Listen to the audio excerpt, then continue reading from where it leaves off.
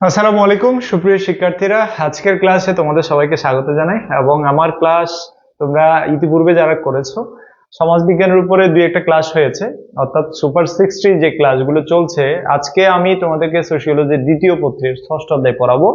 তোমরা যারা ইতিমধ্যেই যুক্ত হয়েছো, কে কোন জায়গা থেকে আমার ক্লাসটি দেখছো এবং আমাকে ঠিকভাবে শুনতে পাচ্ছ কিনা এটা একটু এনশিওর করো, এবং এরপরে আমরা ডিটেলস ক্লাসে চলে যাব। আজকে আমরা শুধু যে এই অধ্যায়টা থিওরিটিক্যালি পড়বো এরকম না, আমরা সৃজনশীল প্রশ্ন এবং এমসিকিউ প্রশ্ন আমরা এখান থেকে সলভ করার চেষ্টা করব। ইতিমধ্যেই যারা আজকের ক্লাসটিতে যুক্ত হয়েছো, তোমরা আমাকে বলো যে আমাকে ঠিকভাবে শুনতে পাচ্ছো এবং ঠিকভাবে দেখতে পাচ্ছ কিনা। যদি দেখতে পাও এবং ঠিকভাবে শুনতে পাও তাহলে কিন্তু আমি ক্লাসটা ডিটেলসে চলে যাব। তো ইতিমধ্যেই যারা যুক্ত হয়েছো আমি দেখতে পাচ্ছি অনেকেই যুক্ত হয়েছো। তোমরা একটু কমেন্ট সেকশনে জানাও যে আমাকে আসলে শুনতে পাচ্ছ কিনা বা ঠিকভাবে দেখতে পাচ্ছ কিনা। আচ্ছা, সাবরিনা জান্নাত পুষ্প যুক্ত হয়েছে এবং সাইমা ইসলাম সাজু যুক্ত হয়েছে আমাদের সাথে, এবং আরো যারা যুক্ত হয়েছো তোমাদের সবাইকে আজকের ক্লাসে স্বাগত জানাই। এবং আমাকে আশা করি তোমরা ঠিকভাবে শুনতে এবং দেখতে পাচ্ছ। আমাদের সাথে যুক্ত হয়েছে চট্টগ্রাম থেকে সাইমা এবং চৌধুরী জান্নাত যুক্ত হয়েছে, ওয়ালাইকুম আসসালাম। এবং তোমরা যারা দেখছো তোমাদের বন্ধু বান্ধবীদেরকে একটু মেনশন করে দাও, আজকের ক্লাসটি তোমাদের জন্য সুপার ইন্টারেস্টিং হতে যাচ্ছে। আজকের এই একটি ক্লাসের মাধ্যমে আমি তোমাদেরকে সমাজবিজ্ঞান দ্বিতীয় পত্রের ষষ্ঠ অধ্যায় থেকে কি ধরনের প্রশ্ন, লিঙ্কগুলো একটু শেয়ার করে দেবো, যে কি ধরনের প্রশ্ন আসতে পারে এবং হচ্ছে কি ধরনের এমসিকিউ আসতে পারে, এবং এই অধ্যায়টা কিভাবে পড়লে আসলে তোমাকে খুব সহজেই তুমি এই অধ্যায়টাকে উত্তর করতে পারবে, এই বিষয়গুলো নিয়ে আমরা কথা বলবো। ওকে, শেয়ার করেছে রায়ান বাইজিৎ আমাদের সাথে যুক্ত হয়েছে এবং চৌধুরী জান্নাত যুক্ত হয়েছে। কে কোন জায়গা থেকে ক্লাসটি দেখছো একটু কমেন্ট সেকশনে জানাবে। এবং আমি দেখতে পাচ্ছি যারা যুক্ত হয়েছে তোমাদের অনেকেই কমেন্ট সেকশনে জানাচ্ছ না যে তোমরা কোন জায়গা থেকে যুক্ত হয়েছে, একটু কমেন্টস করো দ্রুত, আমি ক্লাসটা শুরু করে দেই। তো তোমরা আমাকে ঠিকভাবে শুনতে পাচ্ছ কিনা সেটা একটু এনশিওর করো, ঠিক আছে? ঠিকভাবে শুনতে পাচ্ছ কিনা এবং ঠিকভাবে দেখতে পাচ্ছ কিনা এটা একটু বলো, তারপরেই আমি তোমাদেরকে ক্লাসটাতে ডিটেলসে চলে যাব। ওকে, আচ্ছা, ইতিমধ্যে যারা যুক্ত হয়েছো তোমাদের সবাইকে অনেক অনেক প্রীতি এবং শুভেচ্ছা। এবং আমাদের সাথে দিবা যুক্ত হয়েছে, ওয়ালাইকুম আসসালাম ফ্রম চকবাজার। রায়ান বাইজিৎ চকবাজার থেকে যুক্ত হয়েছে। আচ্ছা, তো আমরা এই অধ্যায়টা পড়বো, এটাতে গ্রামীণ এবং শহরের সমাজ দুইটা সমাজ। তোমাদের বেশিরভাগ স্টুডেন্ট আমাদের সাথে বিভিন্ন গ্রাম থেকেও যুক্ত হয়, আবার অনেকে শহর থেকে যুক্ত হয়েছে। এবং আমাদের সাথে রাজিন যুক্ত হয়েছে, নূরে আবরার জার রাজিন, ওয়ালাইকুম আসসালাম। এবং এই যে শহর এবং গ্রাম এই দুইটা সমাজবিজ্ঞানের অত্যন্ত গুরুত্বপূর্ণ বিষয়। এটা সমাজবিজ্ঞানের দুইটা প্রধান শাখা, এটা রুরাল সোশিওলজি আর এটা আরবান সোশিওলজি, অর্থাৎ গ্রামীণ সমাজবিজ্ঞান এবং শহরের সমাজবিজ্ঞান, এই দুইটা সমাজবিজ্ঞানের মধ্যে মানে সমাজবিজ্ঞানের দুইটা শাখার মধ্যে এই অধ্যায়টা পড়ে। অর্থাৎ গ্রাম এবং শহর সম্পর্কে আমরা এই অধ্যায়ে জেনে যাব। মেইনলি এই অধ্যায়ে যে একদম ডিটেইলস আছে ব্যাপারটা ওরকম না, তোমাদের জন্য যেটুকু দরকার সেটুকু আছে। আগে আমরা জানবো যে গ্রাম কি বা কোনটাকে আমরা গ্রাম বলবো। গ্রাম সম্পর্কে বলতে গেলে আমাদের বাংলাদেশের সম্পর্কে আমাদের একটু বলতে হবে, কারণ বাংলাদেশ একটা গ্রাম প্রধান দেশ, অর্থাৎ হচ্ছে বাংলাদেশ একটা কৃষি অর্থনীতির দেশ এবং বাংলাদেশে অসংখ্য গ্রাম রয়েছে। এবং ছড়িয়ে ছিটিয়ে যে অসংখ্য গ্রামগুলো রয়েছে সেই গ্রামের সংখ্যা কিন্তু নেহায়াত কম না, প্রায় বাংলাদেশে আনুমানিক প্রায় 85,000-এর বেশি গ্রাম রয়েছে। এবং এই যে গ্রামগুলো, এই গ্রামগুলো প্রধানত কৃষি নির্ভর পেশা প্রাধান্য লক্ষ্য করা যায়। তাহলে 85,000-এর উপরে গ্রাম রয়েছে এবং বাংলাদেশ একটা গ্রাম প্রধান দেশ, এটাও মানতে হবে। এবং মোটামুটি ভাবে যে বাংলাদেশের যে গ্রামের সংখ্যাটা কিন্তু কম না, এটা অনেক বেশি। এবং অসংখ্য গ্রাম নিয়ে বাংলাদেশ গড়ে উঠেছে বা বাংলাদেশটি। আর এখানে গ্রাম কাকে বলে সে বিষয়ে বলতে গিয়ে স্যান্ডারসন, যিনি একজন সমাজবিজ্ঞানী, তিনি বলছে কি যে বিস্তৃত কৃষিক্ষেত্র ও অসংখ্য বাস্তবিতা নিয়ে এক একটি গ্রাম গড়ে ওঠে। তার মানে এখানে যে একটা গ্রাম গড়ে ওঠে বিস্তৃত কৃষিক্ষেত্র নিয়ে, মানে গ্রাম বলতেই যে জিনিসটা আমাদের মাথায় রাখতে হবে সেটা হচ্ছে কি গ্রাম মানেই হচ্ছে যে কৃষি প্রধান এলাকা। তাহলে দেখো যে যেটাকে আমরা গ্রাম বলছি সেখানে মূল পেশা হচ্ছে কৃষি, এই কারণে বলা হয় কৃষি প্রধান অর্থনীতি হচ্ছে গ্রামের প্রধান বৈশিষ্ট্য। তাহলে আমরা যেটা জানলাম সেটা হচ্ছে কি কৃষি প্রধান অর্থনীতি হচ্ছে গ্রামের প্রধান বৈশিষ্ট্য, এই জিনিসটা আমাদের মনে রাখতে হবে। এবং এরপরে আমরা আবার ফাইলে যাই, ফাইলে গেলে আমরা দেখতে পাবো যে গ্রাম সম্পর্কে বলতে গিয়ে যে গ্রামকে তিন ধরনের গ্রামের কথা আমরা দেখতে পাই। একটা হচ্ছে ক্ষুদ্র গ্রাম, এটা পল্লী হবে, ক্ষুদ্র পল্লী, মাঝারি পল্লী এবং হচ্ছে বৃহৎ পল্লী। হ্যাঁ, তোমার যেটাকে আমরা বড় গ্রাম বলছি, অর্থাৎ ক্ষুদ্র গ্রাম বা যেটাকে আমরা বলছি ক্ষুদ্র পল্লী, যেখানে জনসংখ্যার ঘনত্ব 500 এর কম। তাহলে দেখো এই গ্রামের মধ্যে আমরা সচরাচর আমরা যেটা দেখি যে কৃষি প্রধান অর্থনীতি, জনসংখ্যার ঘনত্ব কম, এই জিনিসটা আমাদের মনে রাখতে হবে, জনসংখ্যার ঘনত্ব কম, গ্রামের মধ্যে জনসংখ্যার ঘনত্ব কম থাকে। এরপরে আরেকটা জিনিস আমাদের মাথায় রাখতে হবে যে আয়তনের দিক থেকে গ্রাম তিন ধরনের হয়। আয়তনের দিক থেকে অর্থাৎ জনসংখ্যার দিক থেকে বা আয়তনের দিক থেকে, হ্যাঁ, আয়তনের দিক বিবেচনায় এবং জনসংখ্যা দেখে আমরা মূলত জনসংখ্যা দেখে একটা গ্রামের আয়তনের দিকটা বিবেচনা করতে পারি। যেমন ধরো গ্রামকে যখন 500 এর কম জনসংখ্যা বাস করে তখন সেটাকে আমরা বলি ক্ষুদ্র গ্রাম। তাহলে ক্ষুদ্র গ্রামে জনসংখ্যা কেমন? ক্ষুদ্র গ্রাম হচ্ছে সেটা যে 500 এর কম, জনসংখ্যা 500 এর কি কম, যখন 500 এর কম সেটা ক্ষুদ্র গ্রাম। আর মাঝারি গ্রাম হচ্ছে সেটাই যেখানে জনসংখ্যা স্বভাবত 1200 এর কম, 500 এর বেশি, তার মানে 500 থেকে বেশি এবং 1200 এর কম, এটাকে আমরা বলছি মাঝারি গ্রাম। আরেকটা আছে বৃহৎ গ্রাম। বৃহৎ গ্রাম হচ্ছে মূলত সেই গ্রাম যেখানে 1200 এর বেশি, হ্যাঁ, এবং 2500 এর কম জনসংখ্যা বসবাস করে। তার মানে 1200 থেকে 2500 এর মধ্যে যদি জনসংখ্যা থাকে সেটাকে আমরা বলছি বৃহৎ গ্রাম। তাহলে ক্ষুদ্র, মাঝারি এবং বৃহৎ গ্রাম তিন ধরনের গ্রাম আমরা দেখতে পাই। এবং এই বিষয়ে বলতে গিয়ে লুমিস এবং বেগল তারা রুরাল সোশ্যাল সিস্টেম এর সংজ্ঞা দিতে গিয়ে বলছে যেটা গ্রাম সেটা কৃষি নির্ভর জনবসতি, যেখানে কৃষকরা সাতযোগ্য জমি পরিবেষ্টিত হয়ে বসবাস করে। এবং গ্রামের বিষয়ে বলতে গিয়ে তারা গ্রামের 5টা কাঠামোর কথা বলেছে, মানে গ্রামের মধ্যে 5টি কাঠামো দেখতে পাই আমরা। এবং এই বিষয়ে বলতে গিয়ে লুমিস এবং বেগলের কথা হচ্ছে একটা গ্রামের মধ্যে আমরা তোমার 5টি কাঠামো আমরা দেখতে পাই, একটা গ্রাম। এবং এই গ্রামের মূল অর্থনীতি কি? কৃষি। মূল অর্থনীতি কৃষি হচ্ছে কি অর্থনীতি, এবং গ্রাম মানে কৃষি অর্থনীতি, এটা আমাদের মনে রাখতে হবে। তো গ্রামের স্তরের কথা বলতে গিয়ে 5টা স্তরের কথা বলছে যে প্রথম স্তরে থাকে কৃষকদের ঘর বাড়ি, কৃষকদের কি ঘর বাড়ি, এটা হচ্ছে প্রথম স্তর। দ্বিতীয় স্তরে বলছে কি যে বাগান জমি, অর্থাৎ যেখানে ক্ষুদ্র বাগান থাকে। এবং এরপরে বলছে যে কৃষি জমি, যেখানে কৃষকরা কৃষি কাজ করে, অর্থাৎ এখানে কৃষি জমি দেখা যায়। এবং এরপরে বলছে কি যে মূলত গোচারণ ভূমি। গোচারণ ভূমি মানে হচ্ছে যেখানে গবাদি পশু চারানো হয় বা চড়ানো হয়, গোচারণ ভূমি। আরেকটা স্তরের কথা বলছে যেটাকে আমরা বলছি বনাঞ্চল। কি বলা হচ্ছে? বনাঞ্চলের কথা বলা হচ্ছে। তার মানে একটা গ্রাম বা হচ্ছে একটা কৃষি ভিত্তিক বা কৃষি অর্থনীতি ভিত্তিক একটা গ্রামের অবস্থা হচ্ছে এটা আসলে তোমার মানে এটা বোঝাচ্ছে যে কৃষকদের ঘর বাড়ি থাকে কেন্দ্রে, এবং এরপরে থাকে বাগান, ক্ষুদ্র বাগান, এটা মানে বৃহৎ ক্ষুদ্র মানে বৃহৎ না, ক্ষুদ্র বাগান। এরপরে থাকবে কৃষি জমি, গোচারণ ভূমি এবং বনাঞ্চল। এই যে 5টা স্তর তোমরা দেখতে পাচ্ছ, এটা গ্রামের ক্ষেত্রে। এবং এটা আমার কথা নয়, এটা হচ্ছে লুমিস এবং বেগলের কথা। এবং তারা একজন সমাজ বিজ্ঞানী, এবং লুমিস এবং বেগল এভাবেই তারা হচ্ছে বিষয়টাকে ব্যাখ্যা করেছেন। লুমিস এবং বেগল এভাবেই কি বিষয়টাকে ব্যাখ্যা করেছেন। তো আমরা যেটা জানলাম সেটা হচ্ছে কি যে মূলত, আচ্ছা এটা গেল কই, আচ্ছা, আসছে। তো এখানে যে জিনিসটা আমাদের মনে রাখতে হবে সেটা হচ্ছে লুমিস এবং বেগল বলছে যে একটা গ্রামের মধ্যে আমরা বিশেষত পাঁচটা কাঠামো দেখা যায়। গ্রামের গৃহ সমষ্টি বা যেখানে ঘর দরজা থাকে, দ্বিতীয় পর্যায়ে ক্ষুদ্র বাগান জমি, বড় আকারের চাষাবাদযোগ্য ভূখণ্ড, গোচারণ ভূমি এবং বনাঞ্চল। এই জায়গাটাতে তোমরা যদি দেখো এখানেই কিন্তু পাঁচটা স্তর আছে: কৃষকদের ঘরবাড়ি, ক্ষুদ্র বাগান জমি, কৃষি জমি, গোচারণ ভূমি এবং বনাঞ্চল। এটা লুমিস এবং বিগলের কথা, এটা আমার কোনো কথা নয়, এটা পাঁচটি কাঠামোর কথা এখানে বলছে। এরপর আমরা যদি যাই যে ল্যান্ডিস যে কথাটা বলছে, ল্যান্ডিস বলছে যে 2500-এর কম জনসংখ্যা যেখানে বাস করে সেটাকে আমরা গ্রাম বলতে পারি।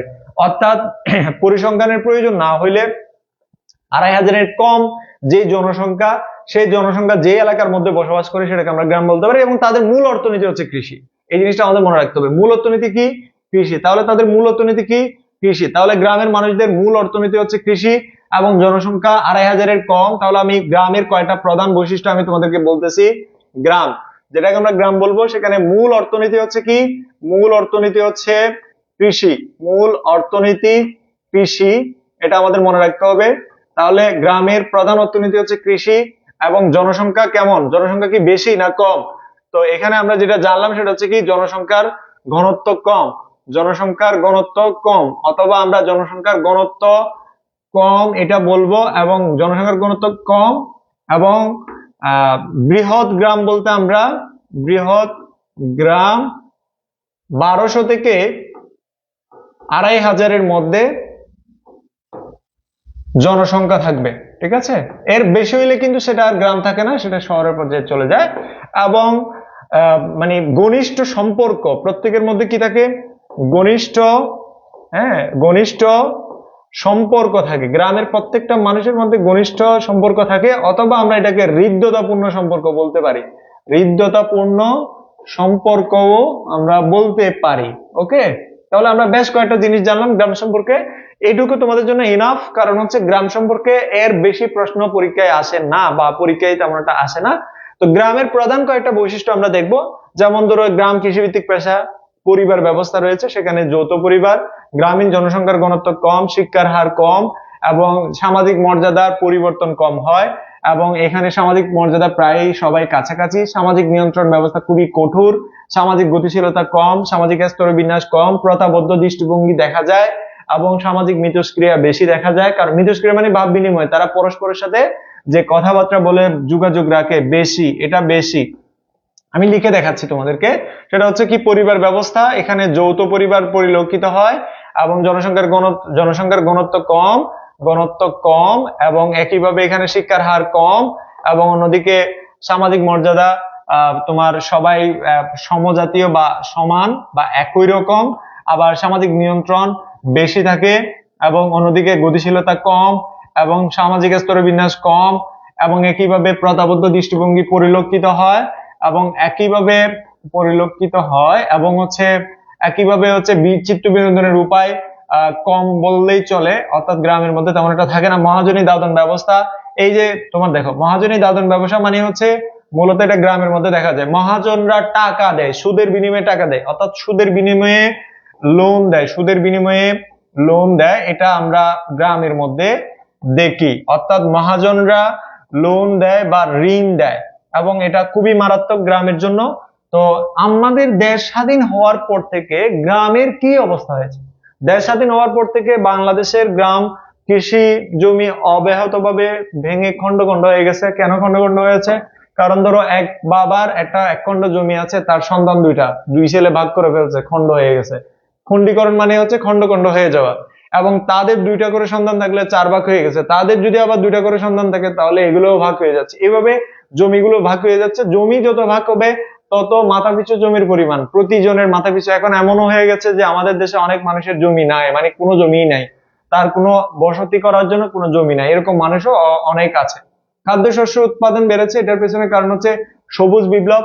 সবুজ বিপ্লব মানে হচ্ছে কৃষিতে উন্নত প্রযুক্তি, কীটনাশক, সার এগুলো ব্যবহারের কারণে, বা আমাদের যে স্বাধীনতার পর থেকে, বাংলাদেশের স্বাধীনতার পর থেকে মোটামুটি ভাবে বাংলাদেশে খাদ্য ও শস্য উৎপাদন বেড়েছে। কৃষির বহুমুখীকরণ মানে হচ্ছে একই জমিতে বিভিন্ন ঋতুতে বিভিন্ন রকম ফসল এবং হচ্ছে একই ফসলের সাথে মানে একই সময়ে মানে একটা জমিতে একাধিক ফসল রোপণ করা যাচ্ছে, এটাই হচ্ছে কৃষির বহুমুখীকরণ। আশা করি তোমরা এটা বুঝতে পেরেছো।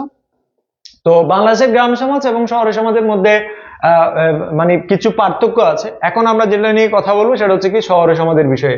শহরের সমাজের বিষয়ে গেলে আমরা আগে প্রথমে যেটা জানবো সেটা হচ্ছে কি যে গ্রাম সম্পর্কে তো আমরা এটা জানলাম, যে এখন যদি আমরা শহর সম্পর্কে বলি, শহর সম্পূর্ণ তার বিপরীত। এখানে মূল অর্থনীতি হচ্ছে শহরে যে শিল্প কারখানা অর্থাৎ শিল্প, মূল অর্থনীতি শিল্প ভিত্তিক। ওকে, মূল অর্থনীতি কি ভিত্তিক? শিল্প ভিত্তিক। এবং অন্যদিকে জনসংখ্যার ঘনত্ব বেশি হবে এখানে, এবং অন্যদিকে বৃহৎ গ্রাম এটা আসবে না, এখানে আসবে না। এবং ঘনিষ্ঠতা সম্পর্ক কম, বা হচ্ছে যেটাকে আমরা বলছি সম্পর্কের শিথিলতা আমরা দেখি। শিথিলতা মানে হচ্ছে তোমার মোটামুটি ভাবে সেখানে কোনো ধরনের সম্পর্ক এত বেশি ওয়ার্ম না, বা সম্পর্ক এত বেশি ঘনিষ্ঠ না, মানুষের মধ্যে দূরত্ব বেশি, এই জিনিসটা বোঝায়। ঠিক আছে? তো না, এটা সমাজ বিজ্ঞানের ক্লাস, বুঝছো? লেট হয়ে গেছে বলতেছে, রাসেলের ক্লাস, মনোযোগ। আচ্ছা, তোমরা কি আমার কথা বুঝতে পারতেছো? তোমরা কি ক্লাসটা একটু শেয়ার করবা নিজেদের টাইমলাইনে? যদি শেয়ার করো তাহলে কিছু সংখ্যক মানুষজন আমাদের সাথে যুক্ত হতে পারবে আর কি। হ্যাঁ, তো এখানে যে বিষয়গুলো বোঝাচ্ছি এগুলো বুঝতেছো কিনা সেটাও বলবা, না বুঝতে আমাকে জিজ্ঞেস করবো, আমি তোমাদের কমেন্টস দেখতেছি। এটা সমাজকর্ম না, এটা সমাজ বিজ্ঞান। ওকে, আচ্ছা, যারা ক্লাস করতেছো মনোযোগ দিয়ে করো, আই হোপ তোমরা ভালো কিছু পাবে এবং এই অধ্যায়টা তোমাদের ক্লিয়ার হবে। তো বাংলাদেশের শহরের সমাজের বৈশিষ্ট্য কি? আসলে শহরের সমাজের প্রধান বৈশিষ্ট্য হচ্ছে আমাদের দেশে বহুমুখী পেশা লক্ষ্য করা যায়, প্রাকৃতিক কাঠামো নাই বললেই চলে, জনসংখ্যার ঘনত্ব বেশি, আমি লিখেই দেই, তোমরা যেহেতু তোমরা দেখতেছো যে বহুমুখী পেশার উপস্থিতি আছে, এবং অন্যদিকে প্রাকৃতিক কাঠামো নাই, এখানে সবকিছু কৃত্রিম কাঠামো, জনসংখ্যার ঘনত্ব বেশি, এবং পরিবার ব্যবস্থা একক বিবাহ ভিত্তিক পরিবার অথবা নিউক্লিয়ার ফ্যামিলি, সামাজিক মিথস্ক্রিয়ার ধরন কম, মিথস্ক্রিয়া কম, সামাজিক গতিশীলতা বেশি, ধর্মীয় প্রভাব নাই অথবা কম, অথবা কি কম। অন্যদিকে সামাজিক পরিবার বন্ধনের শিথিলতা, হ্যাঁ, এটা লক্ষ্য করা যায়, সামাজিক মর্যাদা বেশি বা পরিবর্তন হয় বেশি। আবার আবাসন ব্যবস্থা উন্নত। অন্যদিকে প্রযুক্তির ব্যবহার বেশি লক্ষ্য করা যায়, শহরের মানুষেরা প্রযুক্তি বেশি ব্যবহার করে। শিক্ষা প্রতিষ্ঠানের ধরন, হ্যাঁ, উন্নত শিক্ষা প্রতিষ্ঠান আছে এখানে, এবং সমসাময়িক দৃষ্টিভঙ্গি পরিলক্ষিত হয় বা দেখা যায়। অর্থাৎ সমসাময়িক দৃষ্টিভঙ্গি বলতে এখানে সমসাময়িক বিষয় নিয়ে ব্যাপক আলোচনা হয়।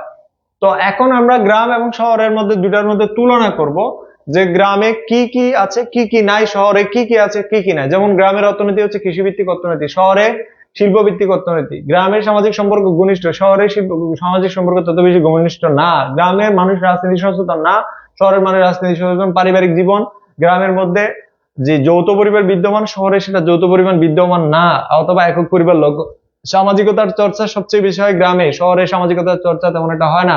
শিক্ষা ও সাংস্কৃতিক জীবন শহরে বেশি পরিলক্ষিত হয়, গ্রামে তেমন একটা দেখা যায় না।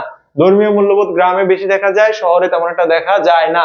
জনসংখ্যার কাঠামো, গ্রামে জনসংখ্যার ঘনত্ব কম, শহরে বেশি। খাদ্যাভ্যাস, গ্রামের মানুষেরা প্রাকৃতিক খাবার খেতে পছন্দ করে, শহরের মানুষেরা বিভিন্ন ধরনের তোমার প্রসেসড ফুড বা হচ্ছে বিভিন্ন প্রক্রিয়াজাত খাদ্য, হ্যাঁ, খেতে পছন্দ করে। সামাজিক স্তর বিন্যাস গতিশীলতা গ্রামে কম, শহরে বেশি। স্বেচ্ছাসেবী সংগঠন গ্রামে কম, শহরে বেশি। এই যে বিষয়গুলো গেল, এটার মধ্যে একটা ছক তোমরা দেখতে পাচ্ছ নিশ্চয়ই। এই ছকটা একটু মনোযোগ দিয়ে তোমরা দেখো, 2 মিনিটের জন্য একটু দেখো, তারপর তোমরা বুঝতে পারবে গ্রাম এবং শহরের মধ্যে পার্থক্যটা কোথায়। যে গ্রাম এবং শহরের পার্থক্যটা আসলে এই জায়গাটাতে, যে গ্রাম এবং শহরের মূল পার্থক্য, জনসংখ্যার ঘনত্ব গ্রামে অপেক্ষাকৃত কম, শহরে অপেক্ষাকৃত বেশি। যে পারস্পরিক সম্পর্ক খুবই আন্তরিক সম্পর্ক গ্রামে, শহরে সেটা নৈর্ব্যক্তিক। নৈর্ব্যক্তিক মানে হচ্ছে কি স্বার্থের উপর ডিপেন্ড করে, অর্থাৎ প্রয়োজনের উপর ডিপেন্ড করে। পেশা কৃষি নির্ভর গ্রামে, শহরে সেটা অকৃষি বা হচ্ছে তোমার শিল্প নির্ভর। আবহাওয়া ঋতু প্রকৃতির বিষয়, আবহাওয়া ঋতু এটা গ্রামকে প্রভাবিত করে এবং গ্রামের জন্য খুবই গুরুত্বপূর্ণ, কারণ আবহাওয়া ঋতুর উপরে গ্রামের ফসল নির্ভর করে, কিন্তু শহরে সেটা তেমন একটা গুরুত্বপূর্ণ না। প্রাকৃতিক পরিবেশ, গ্রামে প্রাকৃতিক পরিবেশ পাওয়া যায়, শহরে বদ্ধবায়ু, অর্থাৎ শহরের মধ্যে এইরকম প্রাকৃতিক পরিবেশ তেমন একটা পাওয়া যায় না। ঠিক আছে? তো এরপরে যেটা আছে সেটা হচ্ছে কাজের পরিবেশ। এটা তোমরা মোটামুটি ভাবে বলতে গেলে তোমরা এটা বুঝতে পারতেছো যে পার্থক্যগুলো তোমাদেরকে আমাদের গ্রুপে আমরা নিশ্চয়ই এই ফাইলটা শেয়ার করব, তোমরা পাবে এবং ওইখান থেকে তোমরা একবার চোখ বুলিয়ে নিলেই তোমরা বুঝতে পারবা যে আসলে এইখানে পার্থক্যটা কোন জায়গায়। ঠিক আছে, আমি আর পার্থক্য নিয়ে কথা বলছি না, এই সবটা তোমরা একটু দেখবা। এবার আমাদের মূল বিষয় যেটা, সেটা হচ্ছে কি, যে গ্রামীণ সমাজের সামাজিক স্তর বিন্যাস, এটা থেকে পরীক্ষা প্রশ্ন আসে এবং এটা থেকে আমি পড়াবো, এবং এরপরে তোমাদেরকে দুইটা সৃজনশীল প্রশ্ন প্র্যাকটিস করাবো, এন্ড দেন হচ্ছে আমাদের পরবর্তী আলোচনায় আমরা যাব। যেখানে দেখো যে গ্রামীণ সমাজের মানুষের যে টোটাল জনসংখ্যা, শতকরা 87 জন নিম্নবিত্ত বা নিম্ন স্তরে, এবং শতকরা 8 জন মানুষ মধ্য স্তরে, এবং শতকরা 5 জন মানুষ উচ্চ স্তরে। তার মানে একটা ত্রিভুজকে আমরা 3 ভাগ করলে মাত্র 5 ভাগ মানুষ উপরে থাকবে, 8 ভাগ মানুষ নিচে থাকবে, হ্যাঁ, মাঝামাঝি থাকবে, আর 87 ভাগ মানুষ মানে 87 জন মানুষ নিচের স্তরে থাকবে। এটা আমাদের দেশের বাস্তবতা। মানে বেশিরভাগ মানুষই হচ্ছে আমাদের দেশে নিম্নবিত্ত এবং মধ্যবিত্তের মধ্যে পড়ে। হ্যাঁ, আজকে ক্লাসের উপস্থিতি এত কম কেন বাবুরা? হ্যাঁ, আমি তো এমন না যে কমেন্টস পড়ে তোমাদের সময় নষ্ট করতেছি, আমি তো তোমাদেরকে পড়াচ্ছি। জান আমি তো নতুন ঢুকলাম সেই জন্য। আচ্ছা আচ্ছা, কারো কোনো প্রশ্ন থাকলে সেটা করো। আচ্ছা, আয়েশা আফরিন শ্রেয়া বললো যে ভাইয়া শেষ হইছে দেখা। দেখা এত তাড়াতাড়ি শেষ হয়ে যায়? হ্যাঁ, এখানে দেখো যেটা বলছি, যে গ্রামীণ সমাজের স্তর বিন্যাসের ক্ষেত্রে ভূমির মালিকানাটা অত্যন্ত গুরুত্বপূর্ণ। যে ভূমি, আমরা একটু আগে যেটা দেখলাম যে গ্রামীণ সমাজের মধ্যে যেটা আমরা দেখি, যে গ্রামীণ সমাজের মূল অর্থনীতি হচ্ছে কৃষিভিত্তিক অর্থনীতি। এই যে আমরা দেখলাম না যে কৃষিভিত্তিক অর্থনীতি, এখন কৃষি কাজ করার জন্য যেটা দরকার সেটা হচ্ছে আমার ভূমি দরকার। তো গ্রামীণ সমাজের এই ভূমির মালিকানার উপর ভিত্তি করে স্তর বিন্যাস যদি আমরা করি, তাহলে ভূমির মালিকানার উপর ভিত্তি করে আমরা যে স্তর বিন্যাস পাই সেটা ভূমির মালিকানার উপর ভিত্তি করে, অর্থাৎ গ্রামে উপর ভিত্তি করে আমরা যে স্তর বিন্যাস পাই সেই স্তর বিন্যাসটাই তোমাদেরকে এখানে দেখানো হয়েছে। যে একটা হচ্ছে ধনী কৃষক, একটা হচ্ছে কি ধনী কৃষক। আমরা কাকে আসলে ধনী কৃষক বলবো? মানে যাদের অনেক জমি আছে তারাই তো ধনী কৃষক, তাই না? মানে যিনি হচ্ছে ভূমির মালিক বা ধনী কৃষক। তো ধনী কৃষকদের স্বভাবত 25 বিঘার উপরে জমি থাকে। তাহলে যার 25 বিঘার উপরে জমি আছে সেই কি ধনী কৃষক। এবং যে ওই জমি থেকে বর্গার টাকা নিয়ে তিনি একজন বর্গাদার। বর্গাদার মানে বুঝো তো, যিনি বর্গা দেয়। তো বর্গাদার বলতে তিনি মানে তাদের মধ্যে আবার অনেকে বর্গাদার যারা চাষিকে দিয়ে জমি চাষ করিয়ে থাকেন, অর্থাৎ তিনি নিজে চাষ করেন না, কৃষকদেরকে দিয়ে চাষ করান এবং তারা খাজনা নেন। তার মানে ব্যাপারটা হচ্ছে অনেকটা এরকম যে ধনী কৃষক যিনি আছেন বা ভূমির মালিক, তাহলে প্রথমটা হচ্ছে কি ভূমির মালিক, কিংবা আমরা ধনী কৃষক বলবো, অথবা আমরা কি ধনী কৃষক বলবো। তো ধনী কৃষক যিনি, তিনি কি করেন? ধনী কৃষকের 25 বিঘার ঊর্ধ্বে জমি থাকে, তিনি হচ্ছে বর্গা দেয়। জমি কি দেয়? জমি বর্গা দেয়। তো জমি বর্গা দিলে লাভ কি? কাকে বর্গা দেয়? বর্গা দেয় মূলত হচ্ছে কৃষককে। তো কৃষক তাকে খাজনা দেয়। এই যে বর্গা নিল, এটার বিনিময়ে কৃষক তাকে কি দিবে? খাজনা দিবে। এই যে দেখো খাজনা, এই খাজনা পরিশোধ করে, এবং এই কৃষকদের থেকে খাজনা নিয়ে ধনী কৃষকরা ভূমির মালিকরা অনেক সময় তার জীবন জীবিকা নির্বাহ করে, অর্থাৎ খাজনার বিনিময়ে তারা সারা বছর চলে। এরপরে তারা আর্থিকভাবে অনেকটা সচ্ছল থাকে। এরা ধনী কৃষক। প্রান্তিক কৃষক কারা? যার ভূমির মূলত 10 থেকে 25 বিঘা পর্যন্ত, মানে যার ভূমি মাত্র 10 থেকে 25 বিঘার মধ্যে রয়েছে, মানে কোন রকম তার যেটুকু জমি আছে সেটুকু দিয়ে তার পরিবারকে সে চালায়, এই ধরনের হইলে তাদেরকে আমরা বলি প্রান্তিক কৃষক। মানে প্রান্তিক কৃষক হচ্ছে সে যে কোনো মতে চলে, উদ্বৃত্ত প্রায় থাকে না বললেই চলে, এটাই বলছে। তারা নিজেদের জমিতে পরিশ্রম করে। প্রান্তিক ভূমির মালিকরা সাধারণত বর্গাদার হয় না, অর্থাৎ তারা কাউকে বর্গা দেয় না, বর্গা নেয়ও না। জাহাঙ্গীর বলছে যে বিকে জাহাঙ্গীর বলতেছে যে 10 থেকে সর্বোচ্চ 25 বিঘা পর্যন্ত জমির মালিককে প্রান্তিক কৃষক বলে উল্লেখ করা যায়। এবার বর্গাদার বা যাকে আমরা বলি কৃষক, তিনি হচ্ছে তৃতীয় স্তরে। তাহলে আমরা কয়টা স্তর পেয়েছি? অলরেডি 3টা স্তর পেয়েছি। আরেকটা স্তর আছে ভূমিহীন কৃষক। তাহলে তিনি আমরা যাকে বলি যে তোমার বর্গাদার বা বর্গাদার, যাকে আমরা বর্গাদার বা হচ্ছে তোমার কি যে যাকে আমরা কৃষক বলি। বর্গাদারকে যে বর্গা চাষী, বর্গা চাষী মূলত যিনি অন্যের জমি বর্গা নিয়ে, মানে ধনী কৃষকদের জমি বর্গা নিয়ে এনারা চাষাবাদ করে। তার যে একদম জমি নাই তা না, তার অল্প স্বল্প জমি থাকতেও পারে আবার নাও থাকতে পারে। মানে স্বভাবত বর্গাদার অন্যের জমিতে চাষ করে। কার জমিতে চাষ করে? এই যে আমরা বললাম যে ধনী কৃষকের কাছ থেকে বর্গা নিয়ে ওই শ্রেণীর কৃষকরা চাষাবাদ করে। তাহলে আমরা প্রথমে জানলাম হচ্ছে একটা ধনী কৃষক যার 25 বিঘার ঊর্ধ্বে কি থাকে? জমি থাকে। তাহলে দেখো 25 বিঘার বেশি। আরেকটা হচ্ছে কি যে তোমার প্রান্তিক কৃষককে যার হচ্ছে প্রান্তিক কৃষক যার থেকে 12 থেকে 25 বিঘা পর্যন্ত যার জমি থাকে। আর অন্যদিকে সম্ভবত আমরা যা বিষয়ে জানলাম সেটা হচ্ছে কি যে তোমার বর্গাদার 10 থেকে 12 বিঘা বলছে, তো এখানে 10 থেকে 25 বিঘা। এবং যিনি বর্গাদার মানে বর্গা চাষী যিনি আছেন, এই বর্গা চাষী তার জমি বড়জোর থাকবে 5 থেকে 10 বিঘা পর্যন্ত। তাহলে 10 থেকে 25 আর 25 বিঘার ঊর্ধ্বে ধনী কৃষক।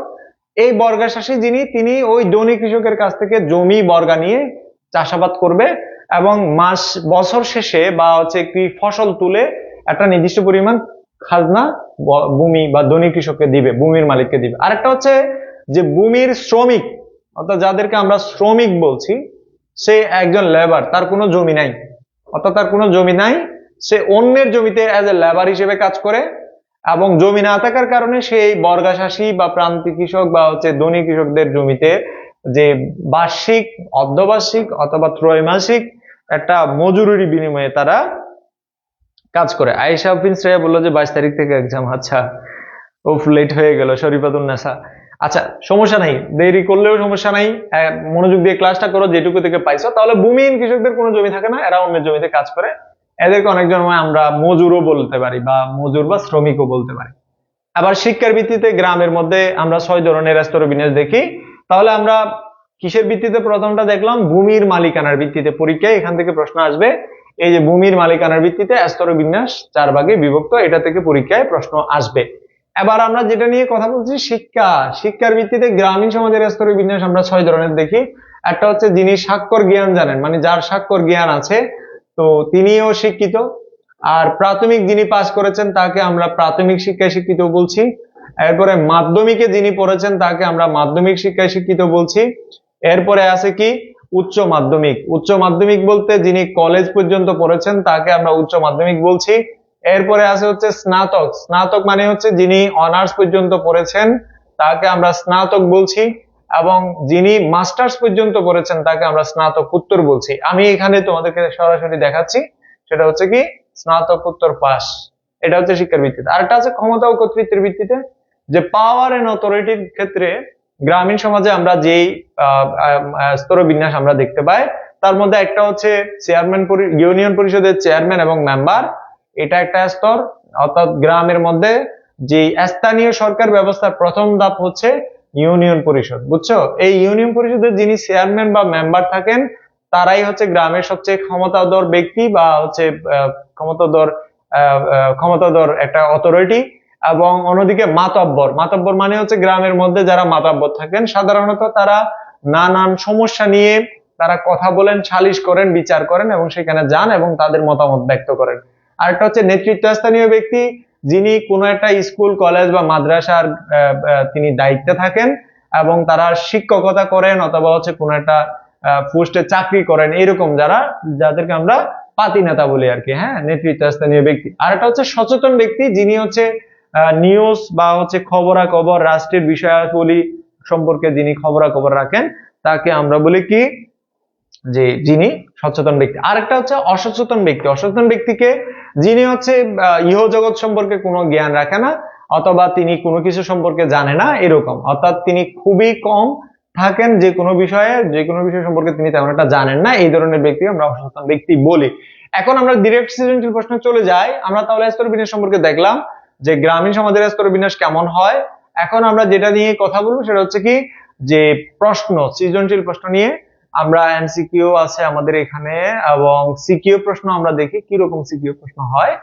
এই অধ্যায় থেকে প্রশ্ন কেমন হয় সেটা আমরা দেখব এই যে প্রশ্নগুলো দেখার মাধ্যমে, ঠিক আছে?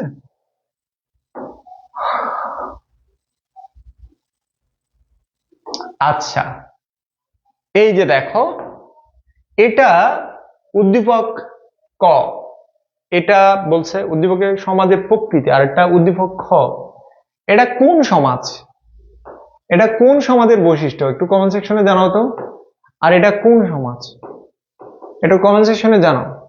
যেহেতু আমরা দুইটা সমাজ পড়ছি, একটা হচ্ছে গ্রামীণ সমাজ আর একটা শহরের সমাজ। আমি তোমাদেরকে কিন্তু বলছিলাম যে কোন সমাজ। লাইভে প্রবলেম হচ্ছে কেন, শুধু কি আমার হচ্ছে নাকি অন্য কারো হচ্ছে, কিরকম প্রবলেম হচ্ছে?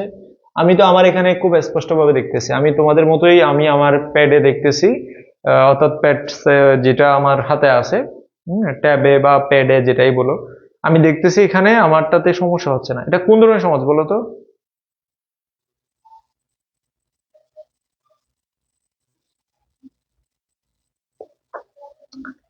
বলো কোন ধরনের সমাজ?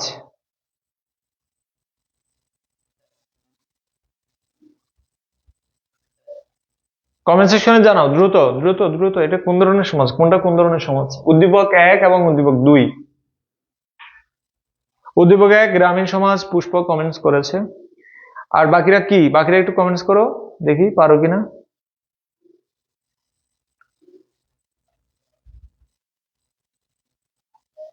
বাকিরা একটু কমেন্টস করো। লাইভ কি ডিস্টার্ব করতেছে? না, ঠিকই তো আছে। সাইমা ইসলাম সাজু বলছে, স্যার আমরা তো ছোট না। আচ্ছা ছোট, তুমি বড় হয়ে গেছো আর কি। লাইভ প্রবলেম করতেছে না, লাইভ ঠিকই আছে, আমি দেখতেছি এখানে ঠিক হয়ে আছে। তো এই প্রশ্নটার উত্তর দাও, আই হোপ যে তোমরা এটা পারবে, এটা তোমরা পারবে, একটু কমেন্ট। আচ্ছা, উদ্দীপক 2 শহরের সমাজ। আশা করি এখান থেকে কিভাবে প্রশ্ন আসছে তোমরা নিশ্চয়ই বুঝতে পারছো। মানে 2-এ বর্ণিত সমাজের পেশার বৈচিত্র্য লক্ষণীয়। দেখো, শহরে কিন্তু বিভিন্ন পেশার মানুষ আছে, এই জন্য পেশার বৈচিত্র্যের কথা বলছে।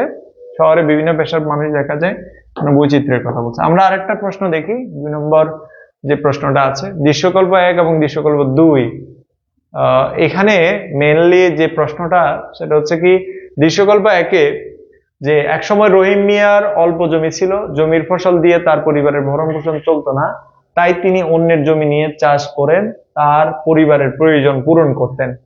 দৃশ্যকল্প 1, বর্তমানে রহিম মিয়া 2 ছেলে প্রবাসে থাকে, তাদের পাঠানো টাকায় রহিম মিয়া গ্রামে অনেক জমি ক্রয় করেছেন, বাড়িতে পাকা দালান করেছেন, গ্রামের মানুষের মধ্যে জমি নিয়ে কোনো ঝামেলা হলে রহিম মিয়া সেখানে ভূমিকা রাখেন। আচ্ছা, তো প্রথমটা যেটা ছিল সেটা হচ্ছে কি, তো রহিম মিয়ার অল্প জমি ছিল, জমির ফসল দিয়ে তার পরিবারের ভরণ পোষণ চলতো না, তাই তিনি অন্যের জমি নিয়ে চাষ করেন তার পরিবার। আচ্ছা, ইনি কে? যে আমরা যে স্তর বিন্যাস পড়ছি না, স্তর বিন্যাসের ক্ষেত্রে এই যে আমরা যিনি এখানে দৃশ্যকল্প 1-এ যিনি যার কথা বলতেছি, রহিম মিয়া। রহিম মিয়া একজন বর্গাশাসী। কে? রহিম মিয়া একজন বর্গাশাসী। আমরা যে স্তর বিন্যাস পড়ছি সেখানে আমরা যে স্তর বিন্যাসটা পড়ছিলাম সেখানে আমরা জানলাম কি, যে রহিম মিয়া একজন বর্গাশাসী, সেটা আমরা জানলাম। এবং এটা থেকে আমরা যেটা বুঝলাম সেটা হচ্ছে কি, যে প্রকৃত অর্থে রহিম মিয়া এই দৃশ্যকল্প 1-এ যেটা বলছে যে রহিম মিয়া একজন বর্গাশাসী এবং তার অল্প জমি ছিল এবং সেখান থেকে তার ভরণ পোষণ চলতো না এবং তিনি অন্য জমিতে কাজ করতেন, তাহলে আমরা বর্গাশাসী। বর্তমানে রহিম মিয়া 2 ছেলে প্রবাসে থাকে, তার পাঠানো টাকা রহিম মিয়া গ্রামে অনেক জমি ক্রয় করেছেন, বাড়িতে পাকা দালান করেছেন, গ্রামের মানুষের মধ্যে জমি নিয়ে কোনো ঝামেলা হলে রহিম মিয়া সেখানে ভূমিকা রাখেন। তাহলে দৃশ্যকল্প 2-এ রহিম মিয়ার যে ক্ষমতা কাঠামো, রহিম মিয়া বর্তমান অবস্থান ব্যাখ্যা করো। রহিম মিয়ার ক্ষমতা কাঠামো, তিনি এখন কোথায় ক্ষমতা কাঠামোর ক্ষেত্রে? সে এখন যে গ্রামের মধ্যে অনেকটা কিসের ভূমিকা পালন করছে বলতো? সে এখন ধনী কৃষকে পরিণত হয়েছে। কিসে পরিণত হয়েছে? ধনী কৃষকে পরিণত হয়েছে এবং তার অবস্থান পরিবর্তন হয়েছে এবং সে বর্তমান অবস্থান হচ্ছে কি, যে ভূমির মালিকানার ভিত্তিতে তার, হ্যাঁ, যে তোমার, আচ্ছা গ্রামীণ ক্ষমতা কাঠামোর কথা বলছে না, এখন সেই ক্ষমতা কাঠামোর ক্ষেত্রে দেখো যে তার পাঠানো টাকায় জমি ক্রয় করেছে, বাড়িতে দালান করেছে, গ্রামের মানুষের মধ্যে জমি নিয়ে কোনো ঝামেলা হলে রহিম মিয়া সেখানে ভূমিকা রাখেন। আচ্ছা, কোনো জমি নিয়ে ঝামেলা হলে রহিম মিয়া সেখানে ভূমিকা রাখেন, এই কাজটা করে কে? আমরা যদি ব্যাক যাই, অর্থাৎ কোনো ঝামেলা হলে গ্রামের মানুষের মধ্যে যদি কোনো ঝামেলা হয়, কে ভূমিকা রাখে? আমরা পড়ছি না, মাতাব্বরেই মূলত হচ্ছে গ্রামের মধ্যে কোনো ঝামেলা হলে সেটা নিয়ে কি রাখে, যে তার মতামত বা তার ভূমিকা রাখে। তো এটা আমরা জানলাম হচ্ছে গ্রামের স্তর বিন্যাসের ক্ষেত্রে জৈব ক্ষমতা ও কর্তৃত্বের ভিত্তিতে, যেটা আমরা জানলাম। এখানে দেখো এই যে মাতাব্বর, এই মাতাব্বর সাধারণ গ্রামের ধনাত্ম প্রভাবশালী পরিবারের সদস্য, গ্রামের নানাবিধ সামাজিক সমস্যা মেটানোর লক্ষ্যে এরা সালিশের আহ্বান ও সেখানে গুরুত্বপূর্ণ ভূমিকা পালন করে। এটার সাথে 2 নম্বর প্রশ্নের মধ্যে একটা যথেষ্ট মিল আছে। তোমরা ক্ষমতা কাঠামোর এইটা ব্যাখ্যা করার পরে তোমরা বলবা যে রহিম মিয়া এখন বর্তমানে যে গ্রামীণ ক্ষমতা কাঠামোর ক্ষেত্রে মাতাব্বরের ভূমিকা পালন করছে। তাহলে গ্রামের কিসের ভূমিকা পালন করছে? রহিম মিয়া এখন গ্রামের মাতাব্বরের ভূমিকা পালন করছে ক্ষমতা কাঠামোর ক্ষেত্রে। এটা তোমরা মনে রাখবা, এবং এগুলো আসলে কঠিন না, জাস্ট হচ্ছে একটু পড়তে হয় আর কি, ঠিক আছে? তো এখানে আরো কিছু প্রশ্ন আছে, সেরকম তোমাদেরকে ফাইলটা দেওয়ার ব্যবস্থা করতেছে আমি। তোমাদের উপস্থিতি সৌন্দর্যজনক না হয় আমি আপাতত এই অধ্যায়টা এইটুকু পড়ার জন্য রিকোয়েস্ট করব। এবং আরেকটা জিনিস আমি তোমাদেরকে একটু অ্যাটেনশনে দেই, সেটা হচ্ছে এই অধ্যায়ের মধ্যে আরেকটা জিনিস গুরুত্বপূর্ণ আছে, সেটা হচ্ছে যে শহরে সমাজের যে স্তর বিন্যাস আর কি, যে গ্রামীণ সমাজের পরে আমরা শহরে সমাজের যে স্তর বিন্যাস, সেটা নিয়ে আমি একটু কথা বলি। যেমন গ্রামীণ শহরে সমাজের স্তর বিন্যাসের ক্ষেত্রে আমরা সম্পদের ভিত্তিতে আমরা 4 ধরনের স্তর, 5 ধরনের স্তর বিন্যাস আমরা দেখতে পাই। সম্পদের মালিকানার ভিত্তিতে, হ্যাঁ, তো সম্পদের মালিকানার ভিত্তিতে বা হচ্ছে সম্পদের ভিত্তিতে উচ্চবিত্ত, উচ্চ মধ্যবিত্ত, মধ্যবিত্ত, নিম্ন মধ্যবিত্ত এবং আরেকটা হচ্ছে নিম্নবিত্ত। এই 5 ধরনের স্তর বিন্যাস আমরা দেখতে পাই। উচ্চবিত্ত কারা? যারা শিল্পপতি, যারা বিভিন্ন ব্যবসা প্রতিষ্ঠানের মালিক এবং যারা অনেক বড় বড় ভবনের মালিক এবং বিপুল পরিমাণে যাদের অর্থ প্রতিপত্তি আছে, এরাই হচ্ছে মূলত উচ্চবিত্ত। আর উচ্চ মধ্যবিত্ত কারা? যারা হচ্ছে মূলত বিভিন্ন বিদেশি প্রতিষ্ঠানে চাকরি করে এবং চিকিৎসা ও ক্লিনিকের মালিক এবং আইন ব্যবসায়ী, প্রকৌশলী ফার্মের মালিক এবং মাঝারি শ্রেণীর ব্যবসায়ী, এরা হচ্ছে মধ্যবিত্ত। আর নিম্ন মধ্যবিত্ত কারা?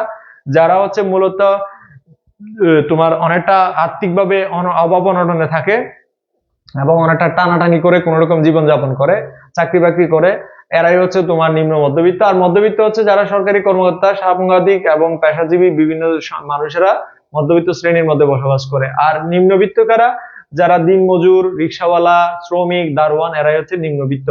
তো এইভাবেই হচ্ছে সম্পদের মালিকানার ভিত্তিতে শহরে সমাজের মধ্যে আবার আমরা 5 ধরনের স্তর বিন্যাস দেখতে পাই। গ্রামে আমরা ভূমির মালিকানার ভিত্তিতে দেখলাম, আর শহরের ক্ষেত্রে যে সম্পদের মালিকানার ভিত্তিতে আমরা দেখলাম। এই স্তর বিন্যাসগুলো ভালো করে পড়লে এই অধ্যায় থেকে উত্তর করা যাবে। সুতরাং এখানে আমাদের মূল টপিক হচ্ছে 3টা। একটা হচ্ছে গ্রাম ও শহরের মধ্যে যে পার্থক্য, সেই পার্থক্যটা ভালো করে পড়তে হবে, যে ছকটা আছে, এবং গ্রামীণ সমাজের স্তর বিন্যাসটা ভালো করে দেখতে হবে, বিশেষ করে ভূমির মালিকানার ভিত্তিতে স্তর বিন্যাস, আর শহরের যে সম্পদের ভিত্তিতে যে স্তর বিন্যাস, সেটাও আমাদেরকে দেখতে হবে। তো আমি আর কন্টিনিউ করছি না, তোমাদের উপস্থিতি খুবই মানে কম, যেহেতু সমাজবিজ্ঞান সবার নাই, আবার অনেকেরই পরীক্ষা চলছে। তো এই জন্য আমি আপাতত আজকে যে অধ্যায়টা পড়াইছি এই অধ্যায়ের মধ্যে মূল বিষয়গুলো পড়িয়ে ফেলছি এবং অল্প সময়ের মধ্যে তোমাদেরকে এই ক্লাসটি শেষ করছি, ঠিক আছে? তো পরবর্তী ক্লাসে দেখো ইনশাল্লাহ। আশা করি তোমরা আজকের ক্লাসটি তোমাদের উপকারে আসবে। তো সব পরবর্তী সময়ে পরবর্তী ক্লাসে দেখো ইনশাল্লাহ। তোমাদের পরবর্তী ক্লাস হবে ইংলিশ ক্লাস, সবাই যথাসময়ে যুক্ত হওয়ার চেষ্টা করবা। সবাই ভালো থেকো, সুস্থ থেকো, আল্লাহ হাফেজ।